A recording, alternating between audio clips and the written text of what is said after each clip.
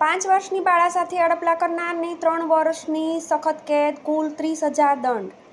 આરોપી દંડ ભરે તો ભોગ બનનારને દંડની રકમ તથા વિક્ટીમ કોમ્પેન્સેશન સ્કીમ હેઠળ 50,000 વળતર ચૂકવવા હુકમ. 24 વર્ષના આરોપીએ પોતાની દીકરીની ઉંમરની બાળકી પર જાતીય હુમલો કરી ઘૃણાસ્પદ કૃત્ય આચર્યાનો નિર્દેશ. આરોપી દંડ ભરે તો ભોગ બનનારને દંડની રકમ તથા વિક્ટીમ કોમ્પેન્સેશન સ્કીમ હેઠળ 50,000 વળતર ચૂકવવા હુકમ.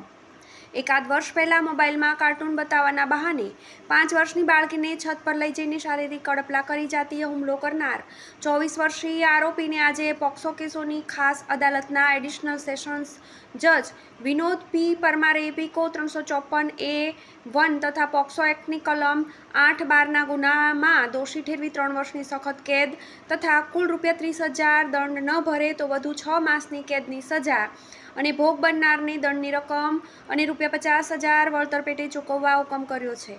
મૂળ ભાવનગર જિલ્લા શિહોર તાલુકાના આંબલા ગામના વતની 24 વર્ષીય આરોપી સુજીત વલ્લભભાઈ સોલંકી રહે દાનગી ગેવ સોસાયટી પુણા ગામ એ ગઈ તારીખ 9/3/23ના રોજ ફરિયાદી માતાની 5 વર્ષ 7 માસની વયની બાળકીને પોતાના મોબાઈલમાં કાર્ટૂન બતાવવાના બહાને છત પર લઈ જઈને બ્લેન્કેટની આડમાં પોતાના ગુપ્ત ભાગે બાળકીને બેડ ટચ કરાવીને જાતીય હુમલો કર્યો હતો.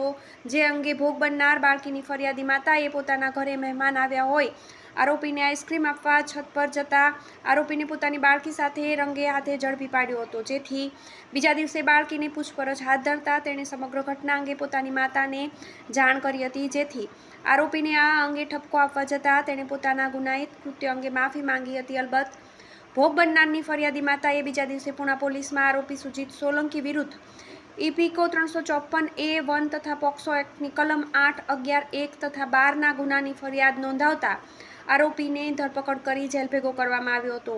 TV18 news